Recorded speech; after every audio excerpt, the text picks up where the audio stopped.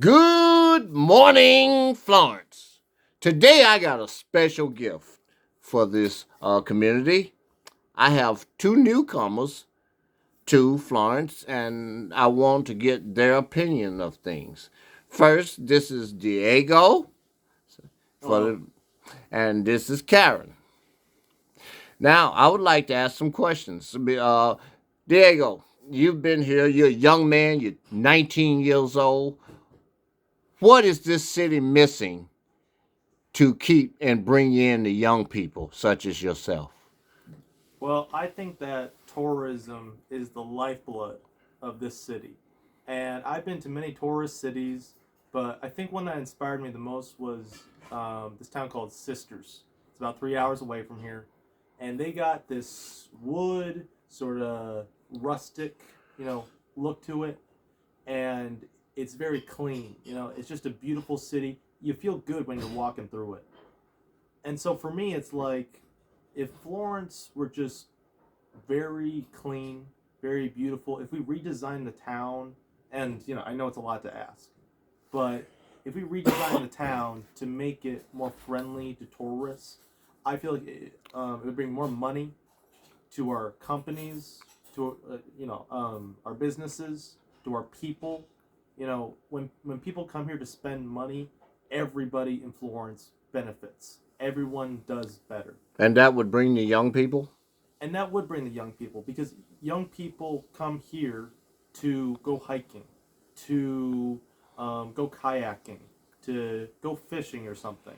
Yeah. And as soon as they become inspired by the beautifulness of the area, they're a lot more likely to move here because we're blessed with new technologies like Zoom that allow people to work mobily or at home. Yeah.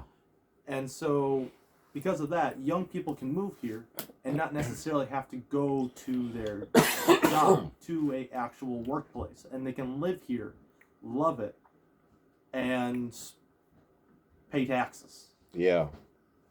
Now, Karen, I would like to jump and get your feelings on this Roe v. Wade. I mean, I need to know. As a woman, you understand this issue. Tell me, what do we need to do, and what do you think? Well, I think morality has no place in politics. And I think that the biggest concern is the precedent that it sets for other types of laws that could be passed with the federal government shirking its responsibilities, bypassing its obligations, and delivering those to the state, which brings us way back 50 plus years.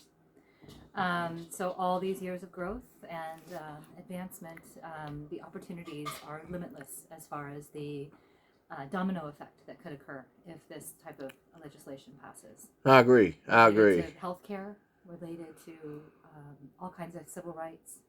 So it's not necessarily just Roe v. Wade. It's everything down from there. Yeah. Yeah. And I have a devout Catholic friend who is not necessarily pro-choice, but what he says is when the government or the church is willing to raise and support those children that were unwanted, then he would support the pro-life campaigns. Yeah. And to bring somebody, to force somebody to raise a child in such um, distress, it's financially and not have the resources. It's hard enough, frankly. I raised my kids in a very affluent, up and coming kind of area and master's degree, and I struggled, and can't imagine how people can't pay for childcare and have the privileges that they Wow. would have if they were able to make these decisions in their own time. Wow. Now, Diego, one last question, because I don't want to keep you guys all night. But what do you think of the Florence City Council and Mayor at this point right now? I mean, what have you seen as a newcomer coming in that you would like to speak up on? Throughout my entire life, there's always been one thing that has made me extremely angry. What's motivated me to go and canvass for candidates, go make phone calls and all that, and that's corruption. Corruption bothers me. Corruption is the downfall of a good government. Amen. And we see that over and over again from the city council. I love the city. I really do. Me too.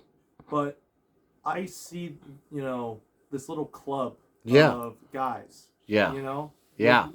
with their conflicts of interest, with, handing out contracts to their buddies and all that. Yeah. You should always hand contracts and always build or make decisions based on what's best for the city, based on who's the most qualified candidate, who can deliver the best deal. Not your friends, not your. I mean, really, honestly, not even your family. It should be the most qualified person. And so, when you ask me, what do I see in the city council? Yeah. I just see corruption Yeah. over and over again, and it bothers me. It truly does. Okay. Well, you know what? I've made several videos saying the same thing. So I'm not the only one seeing this. So that means it's really happening. Absolutely. Okay, well, I thank you guys for your wonderful input. To have two such attractive people that almost look as good as I do. But I want to thank you for and I hope the people of Florence listen to you guys and listen to this tape because that's the real deal. And I'm out of here.